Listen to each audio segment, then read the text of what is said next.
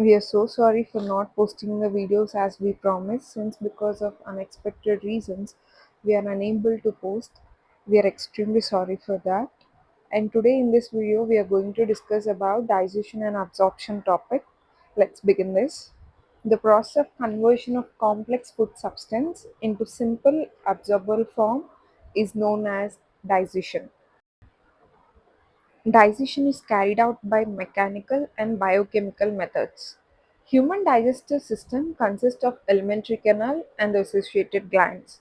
The alimentary canal begins with anterior opening, which is known as mouth, and it opens out posteriorly through the anus. Each tooth is embedded in a socket of jawbone, and this type of attachment is called thecodont. A set of temporary milk or deciduous teeth replaced by a set of permanent or adult teeth, and this type of dentition is called as diphyodont. Adult human has 32 permanent teeth in order incisor, canine, premolar and molar. Coming to the dental formula, 2123 by 2123. Hard chewing surface of the teeth is made up of enamel, which helps in the mastication of the food. Tongue is a freely mobile muscular organ attached to the floor of the oral cavity by frenulum. Upper surface of the tongue has small projections which is known as papillae. Some of those will bear a taste buds. The oral cavity leads into a short pharynx which serves as a both common passage for air as well as food. A cartilaginous flap which is called epiglottis, which is preventing the entry of food into the glottis. Opening of the stomach into the duodenum is guarded by a sphincter which is known as pyloric sphincter.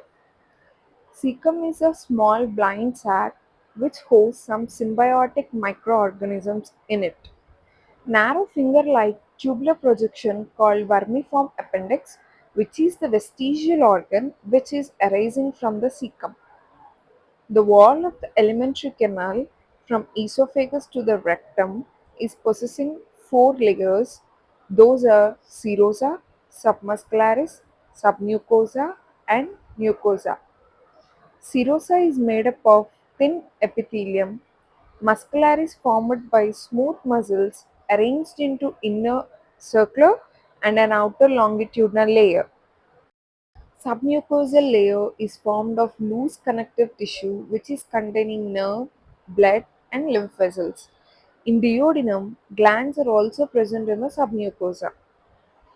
Mucosal layer forms irregular folds which are known as rugae in the stomach and small finger-like projections called villi in the small intestine. In the small intestine, we call it as a villi, which are the finger-like projections. In stomach, they are the irregular folds called as rugae. Cells lining the villi produce projections called microvilli, which is giving us a brush border appearance and increases the surface area. Villi are supplied with a network of capillaries and a large lymph vessel called lacteal.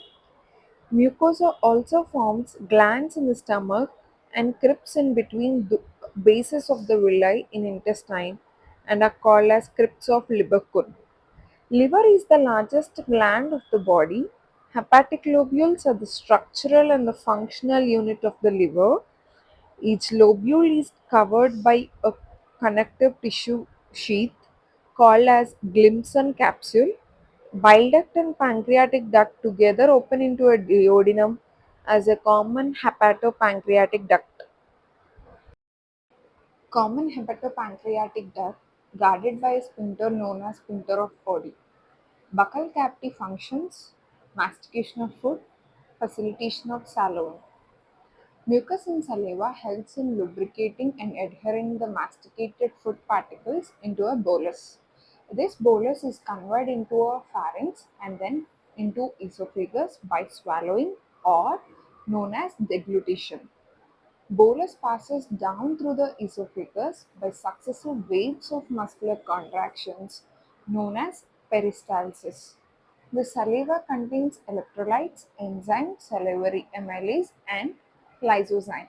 This lysozyme will act as an antibacterial agent, prevents the infection. The chemical process of digestion is initiated in the oral cavity by the hydrolytic action of the carbohydrate splitting enzyme called salivary amylase. About 30% of the starch is hydrolyzed by the salivary enzyme into a disaccharide, and that disaccharide is the maltose in the buccal cavity. The mucosa of the stomach has a gastric glands.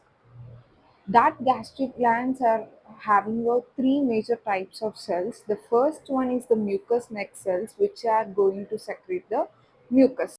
Second, peptic or the chief cells, which secretes the proenzyme peptinogen.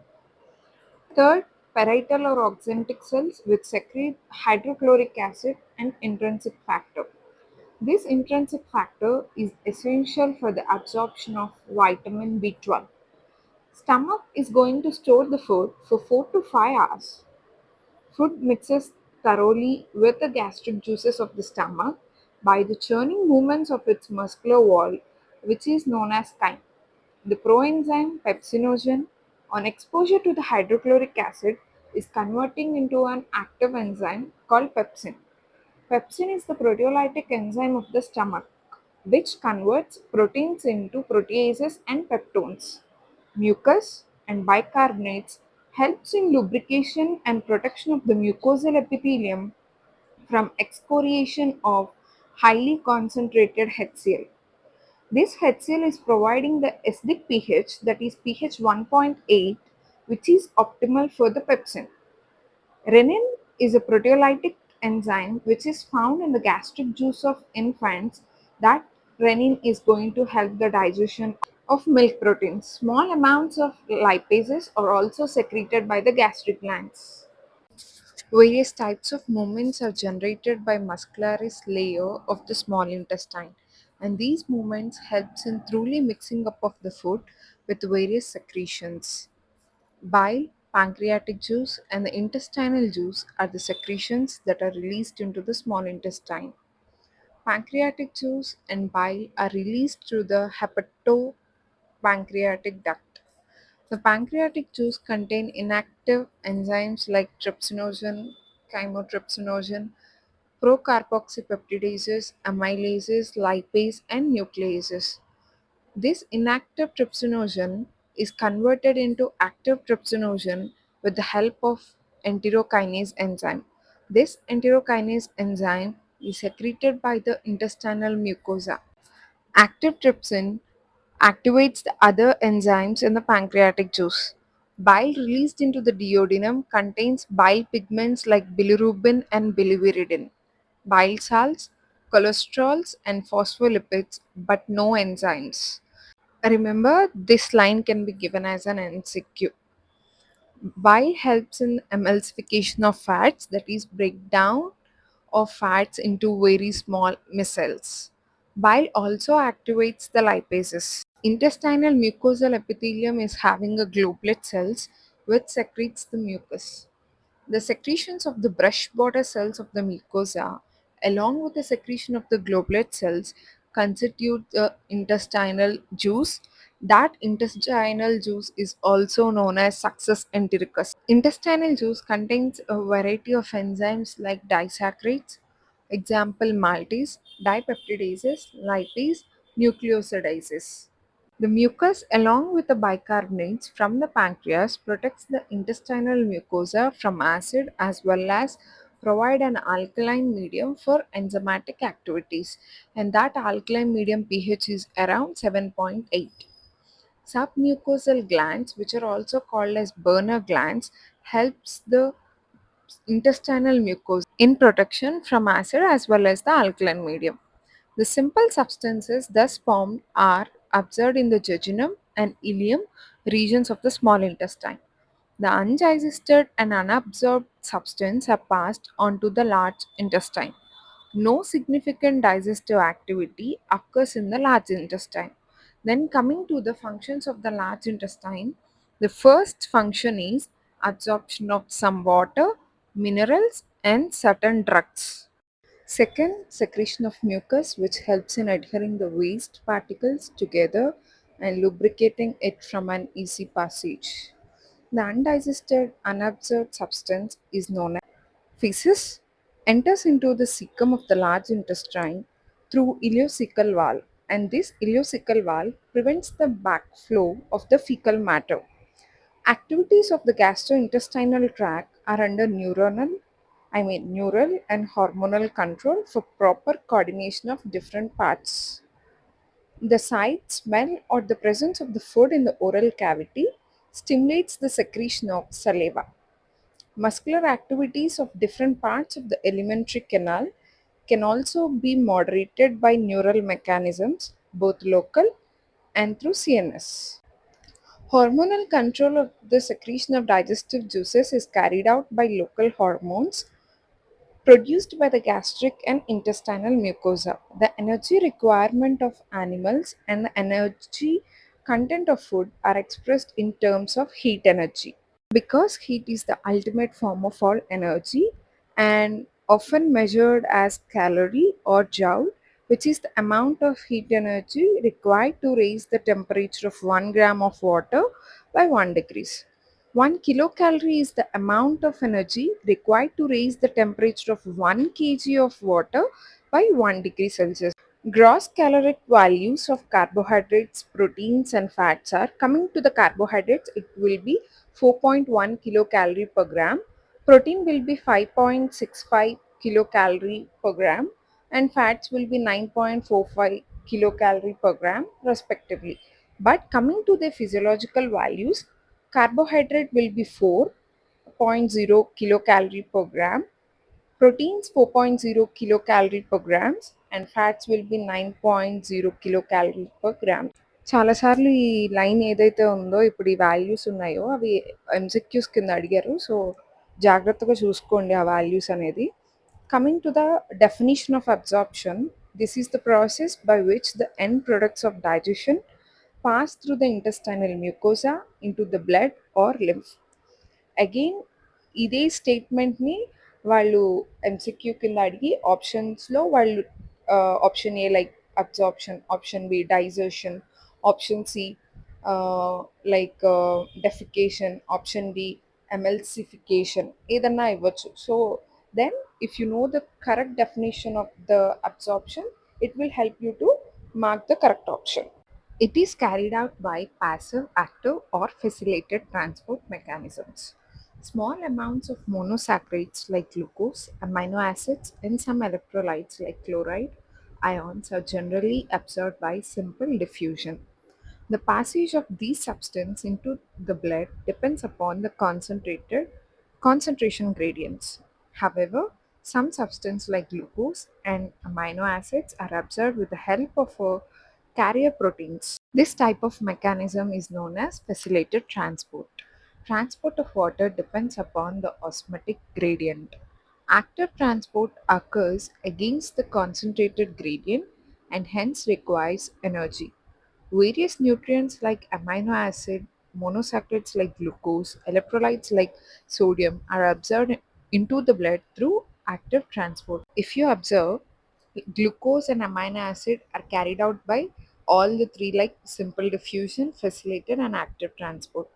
You have to remember if a chloride ion, that is simple diffusion. If it is of sodium, then active transport. Coming to the mouth, certain drugs coming in contact with the mucosa of mouth and lower side of the tongue are absorbed into the blood capillaries lining them. Stomach, absorption of water, simple sugars, and alcohol takes place. Small intestine, the principal organ for absorption of nutrients. Digestion is complete here, and the final products of digestion, such as glucose, fructose, fatty acids, glycerol, amino acids, are absorbed through the mucosa into the bloodstream and lymph. Large intestine, absorption of water, some minerals, and drugs takes place. If they ask an MCQ in which uh, part the absorption of alcohol is taking place, then your answer will be the stomach. Which organ is the principal for the absorption of nutrients? Then it will be the small intestine. Fatty acids and glycerols, being insoluble, cannot be absorbed into the blood.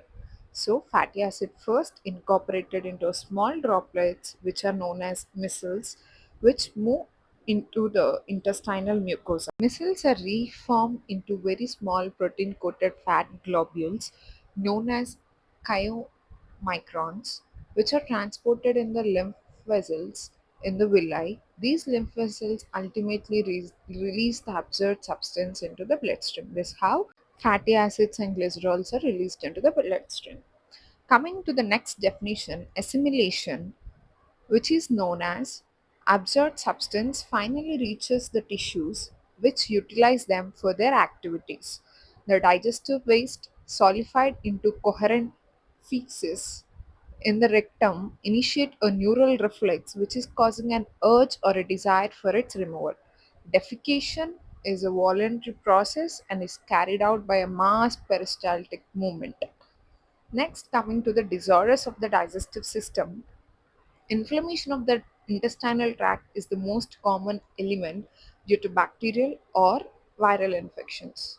Infections are also caused by the parasites of the intestine like tapeworm, roundworm, threadworm, hookworm, pinworm, etc. Jaundice, liver is affected, skin and eyes turn yellow due to deposition of the bile pigments. Coming to the vomiting, which is the ejection of stomach contents through the mouth. This is the reflex action which is controlled by the vomit center in the medulla. Diarrhea, which is known as abnormal frequency of bowel movement and increased liquidity of the fecal discharge. It reduces the absorption of food. Constipation, feces are retained within the colon as the bowel movements occur irregularly. Indigestion, the food is not properly digested, leading to a feeling of fullness. Let us know what are those causes of the indigestion, like anxiety, food poisoning, overeating, and spicy food, even the inadequate enzyme secretion. Coming to the PM, what is the full form of PEM? Protein energy malnutrition. It affects infants and children and produces marasmus and kwashiorkor. You have to know the difference between these two. Coming to the kwashiorkor, it develops in children. Those diet are deficit or only of proteins, but in marasmus there will be of deficiency of both proteins and calories. In kwashiorkor, the age will be between 6 months to 3 years of age, but marasmus under 1 year of age. In kwashiorkor, there will be subcutaneous fat is preserved. There will be edema and fatty liver enlargement. But in marasmus, the subcutaneous fat was not preserved and edema was also absent, and there will be no fatty liver. Don't forget to look the images related to this chapter because there will be many image based questions on this chapter. In During the discussion of those MCQs, I will also add those image based questions so that we can discuss. Thanks for watching.